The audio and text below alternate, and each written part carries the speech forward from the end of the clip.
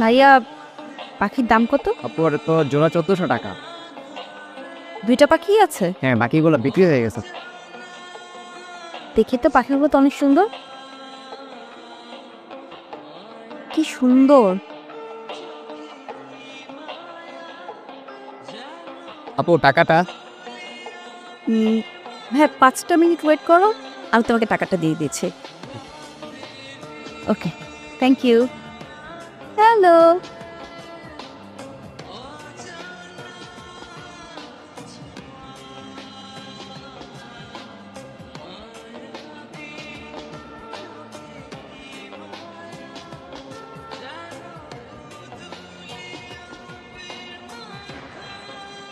কি ব্যাপার, এত দৌড়ে আসছো কেন? Happy Valentine's day queen. Thank you so much. Happy Valentine's day. Thank you. তুমি এরকম দৌড়ে আসছো কেন? হাঁপাচ্ছ কেন? ও আর বলো না, ফুল হ্যাঁ। ফুল হলো ভালোবাসার প্রতীক। হুম।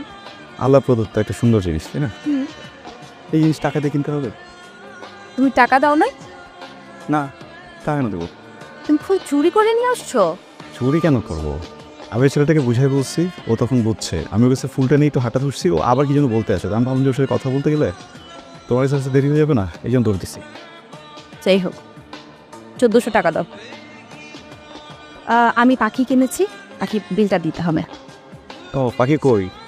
পাখিটা আমি উড়াই দিছি। মানে এটা ছিল তোমার পানিশমেন্ট। টাকা দাও, 1400 টাকা। 1400 না?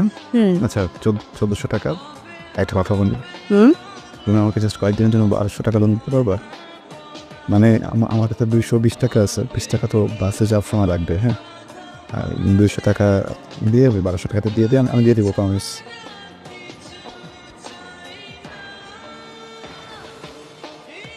আমি ভাবছিলাম যে আমি বিয়ের পরে তোমাকে একটা ময়না পাখি কিনে দেবো, কিন্তু তুমি তো পাখ ছেড়ে দাও, তাহলে কী হবে?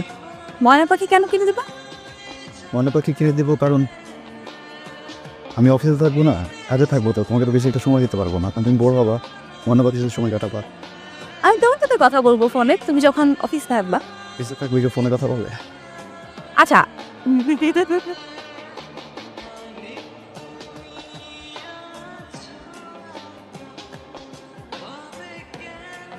তুমি কি ঢাকা বেরিয়ে কোথাও যাচ্ছ? ব্যাগ নিয়ে এসছো কেন? আমরা আজকে বিয়ে করছি, চলো। হ্যাঁ? আমরা আজকে বিয়ে করব, চলো। কী হয়েছে বলো তো? বাসায় কিছু হয়েছে? হ্যাঁ বাবা, আমরা তো বিয়ে করবো, এটা তো সমস্যা নাই, কিন্তু দেখো এখন তো আমি জবটা পাইছি, বিয়ে করে কই যাবো? কোনো সমস্যা নাই, সবকিছু ম্যানেজ হবে।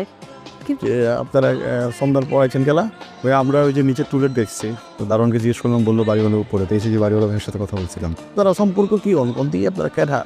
ও ভাই, ও আমার গার্লফ্রেন্ড। এই রাখেন, গার্লফ্রেন্ড কিন্তু আমি মারা দিবার পারবো না, আগে করে রইলাম। না না, কি বলছি? ওয়াইফ, আজকে থেকে ওয়াইফ, সরি মানে অভ্যাস হয়ে গেছে তো। ও নয়া ফাদি করছেন না?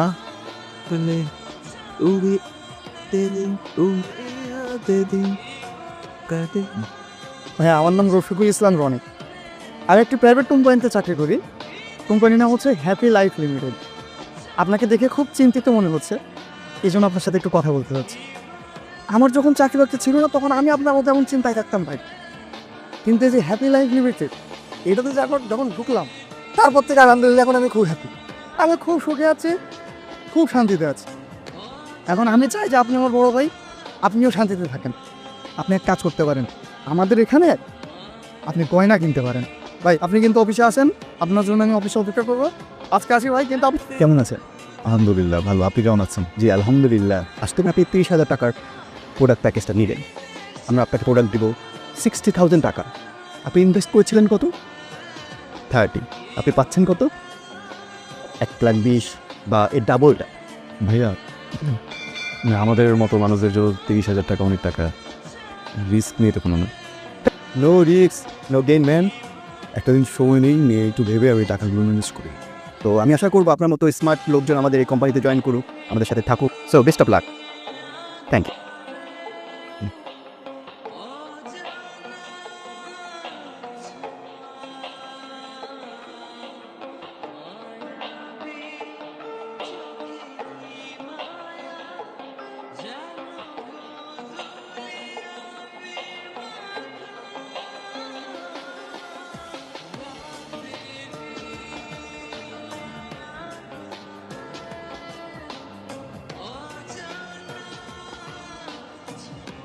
কথা বলা যাবে একটু? বলেন। আমি আসলে একটা কোম্পানি থেকে আসছি, কিন্তু এই বিষয়ে আমি কথা বলবো না। একটু পার্সোনাল কথা বলি। হ্যাঁ, কী হয়েছে আপনার? মন খারাপ কেন? না ভাই, এমনি ভাই। না বলেন না, লুকান না। কেনাই 600 টাকার ওষুধ হয়ে গেছে 1600 টাকা। আচ্ছা বলেন তো, একটা নারীর সৌন্দর্য কোথায়? নারী মানুষ শাড়ি বললে সুন্দর লাগবে। শুধু শাড়ি না, গহনা, টিপ, লিপস্টিক, কানের দুল, হাতে ছুরি পরলে পৃথিবীর যে কোনো সুন্দর নারী হোক, কুৎসিত নারী হোক, এবার একটু সেজে গুজে গহনা পরে বেরো, দেখুন ভালো লাগবে। আপনি একবার তাকাবেন। তো পুরুষের সৌন্দর্য কীভাবে বোঝা যায়? পুরুষের সৌন্দর্য কোথায় বলেন? ভেবে বলেন। পকেটে ভাই, একজন পুরুষের পকেটে টাকা বেশি হলে সে খুব সুন্দর, আর টাকা কম হলে সে তত কুৎসিত। কোম্পানিতে জব পাইছি, হ্যাপি লাইফ কোম্পানি লিমিটেড। লাইফটা হ্যাপি হয়ে গেছে ভাই। কি কোম্পানি বউ? হ্যাপি লাইফ কোম্পানি লিমিটেড আমার অফিস। আপনি এই যে নিচের নাম্বারটা আমার, এখানে একটা ফোন দিয়েছে যে অফিসে চলে আসবেন, ম্যানেজারের সাথে বসা দিলাম, ফোন দিলেই হবো। হ্যাঁ, তোমার তো ব্যস্ততা আমার ভাল লাগে না ইয়াস।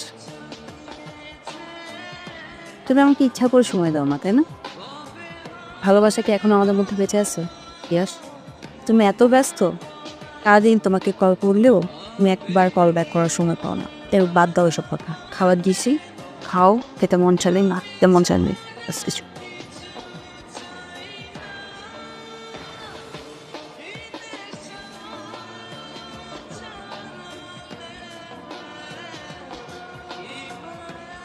মনে করেন কালকে থেকে আমরা আইটি ইনভেস্টর খুঁজে সব কাজটা আমাদের কি কম। আরে ভাই, আপনি চিন্তা করতেছেন কেন? আমি একটা ইনভেস্টর ম্যানেজ করছি না। আরও ইনভেস্টর ম্যানেজ হয়ে যাবো। আওয়াজ নিজের ভালো দামে একটা ফোন আসছে। দেন বস কল দিছে কিনা। একটা মিনিট ভাই। আসসালামু আলাইকুম।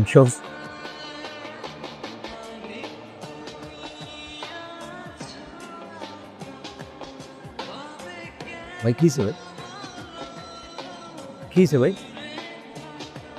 কী হিসেবে? আপনি কথা বল না কেন? কী শিখেই কল দিচ্ছে আপনার? কী হিসেবে ভাই?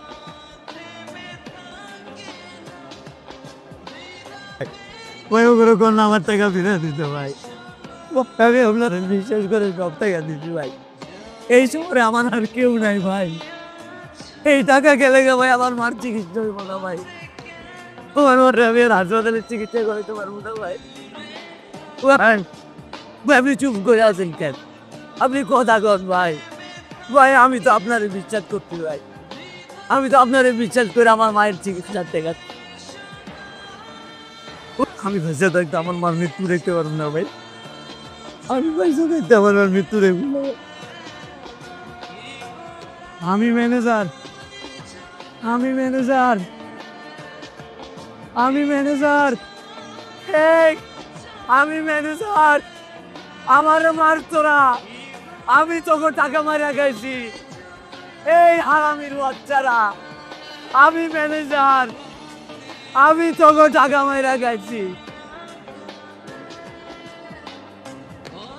আমার মায়ের খুলি। আপনি আমার মায়ের খুলি। আপনি আমার মারে মার্ডার করছেন। তুই একটা মার্ডারার। তুই আমার মারে।